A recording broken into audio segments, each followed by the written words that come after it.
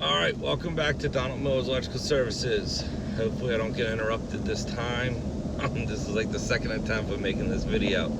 So if you have knob and tube, alright, what to do. And that's what this video is going to be about. There's three actions, or there's three types of circumstances that you could be in and you have knob and tube. One, you own the house, you're living in it, and you don't plan on selling it, but you have knob and tube. So you already went through the real estate transaction, or you've just been there. All right. Number two is if you're selling your home and it comes up on the home inspection. Number three is if you're buying a home and it comes up on the home inspection. Each one is a little different. All right. So we'll go number one. All right. So if you are in your home already, you have knob and tube. All right. There's a couple things. One, find out how much you have. So pay a contractor, like an electrician like myself. I think it'll run around $200. Some people charge more, some people charge less. Have them go in and itemize out per room how much knob and tube there is in there. But don't be vague. Okay, you can't be vague with knob and tube because it can get expensive per item. So you want to know if the light fixture is cloth wiring, if the switches are cloth wiring, if the outlets are cloth wiring. So you want to itemize out per room how much knob and tube you have. And then with whoever you're going to hire, you should have like a discussion with them, and there should be a couple different ways that they can price this. They can price a full house remediation, and what is he planning on doing with that remediation? Is he planning on, if we're doing a whole house remediation and the people are currently living there, we try to do room by room and we plastic cover everything. You're going to need the plastic cover. You want that protection, okay? Because even with the smallest amount of cutting, it's still plaster debris is nasty, and you don't want it laying on furniture so it gets on your hands. It's like almost constantly having the thickest layer of dust you could ever imagine. All right, and it resettles too. So like if you go about and you walk through the room, plaster dust is light and it'll just constantly resettle. So that's the floor protection, the type of plastic that you're covering things with. And then, is he charging you per device, or is he going to charge you a blanket charge remediation, meaning he guarantees the entire house is removed of knob and tube and this is what the price is? Or is he going to line item price it? If he line item prices it, he still has to give you a guarantee of remediation. If you're looking to get all the knob and tube out of the house, you still want that guarantee of remediation. That way, it's guaranteed. So that's if you're living through it.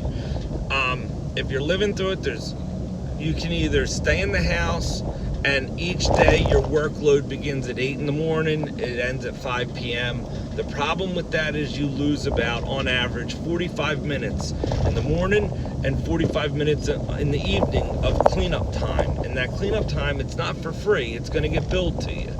All right? The other option you can do if you're living there is to go on vacation and let the contractor prep a week before you leave on vacation. And then that way, the contractor has the ability to work 12-hour days. Like, we've done 15-hour days in some of these rewires. People go on vacation for like 5 days, and we do a 10-day rewire. We literally work twice as many hours in that small amount of time, but it allows us to get a lot of work done. So there are the two options there. Number two is, I believe I said number two was if you're selling. All right. So if you're a seller and knob and tube came up on the home inspection, the two options you're going to have is either pay for an evaluation, and if you're a seller, you want to pay more for your evaluation because you want it to be as thorough as possible. All right. And that evaluation is going to have a dollar amount. Okay. You want that evaluation to have a dollar amount. It doesn't matter if it's a per device or a a blanket coverage, okay? Whatever the contractor wants to do. If you want both numbers, get both numbers. But it has to be, when you get into like real estate, it has to be 100% guarantee of remediation. They have to guarantee no more knob and tube. They also have to guarantee it's lead free. Not necessarily, they can't guarantee the plaster's lead free because there's lead in it, okay? It's in there. There's nothing they can do about that. But what they can do is, especially with real estate, and you're transferring this house's title over to a new customer, the last thing you want is, as a seller, to hire a guy that goes and remediates your house incorrectly, and the buyer has children and they go to the doctors and they test hot for lead. That's going to come back on you. So you have to guarantee that they're lead-free remediation. You like stress that, all right? Because that is a liability when it's in real estate, that you don't want anything to come back, all right? So if you're the seller, you get, this is what I would recommend for a seller. I would recommend that you pay someone to come in and do a very thorough evaluation, get a dollar amount, offer that dollar amount to the buyer, like a deduction in the value of the home or credits during the closing, whatever it may be. But take that piece of paper, hand it to the buyer, and run.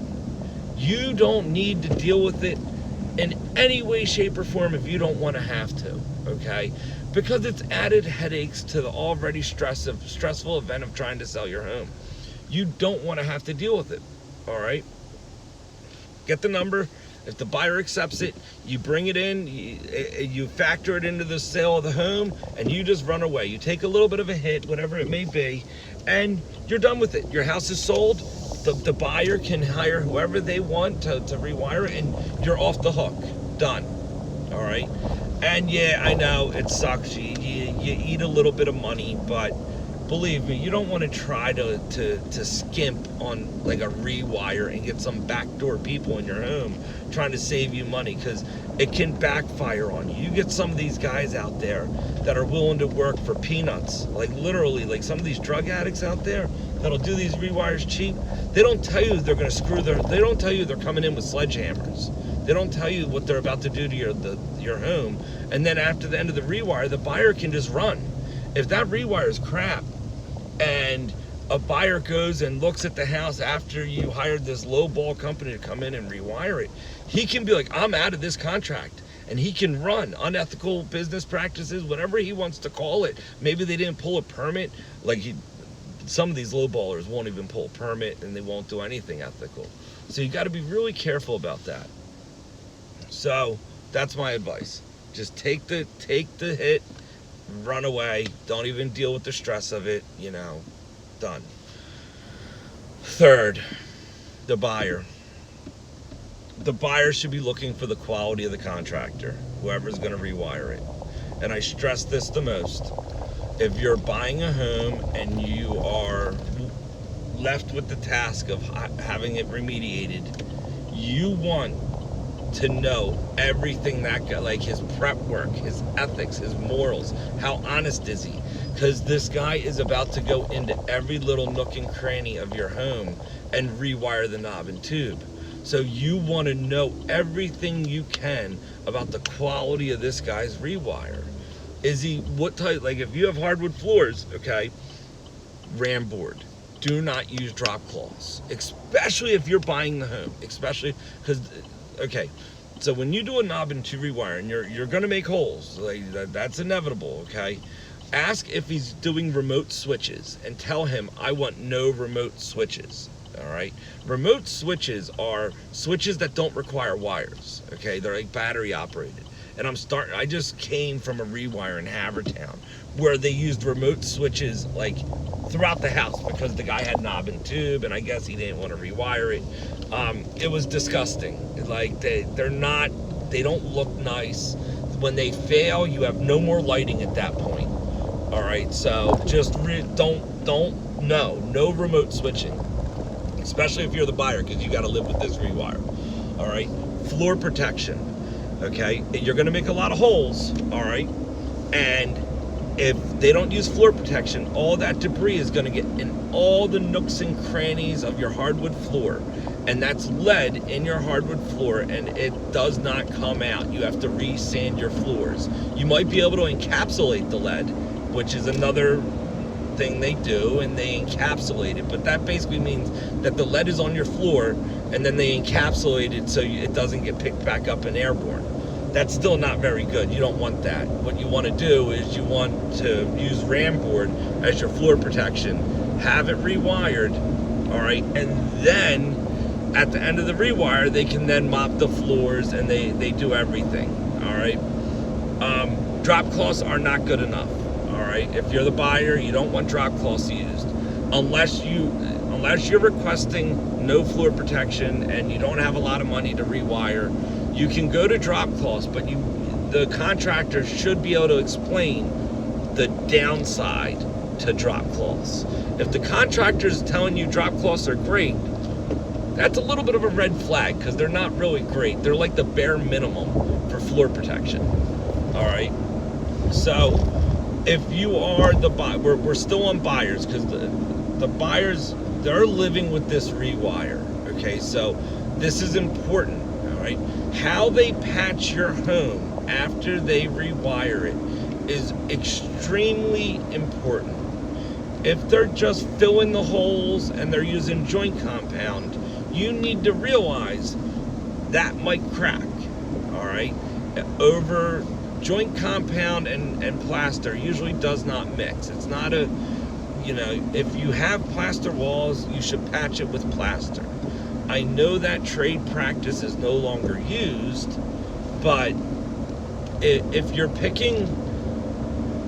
it's involved in a real estate transaction, and you look at that home when you do your original walkthrough and it has plaster walls, then after the rewire, the contractor is supposed to give you the same value of a home. So if it's plaster walls, technically the contractor is supposed to patch with plaster patching techniques. All right.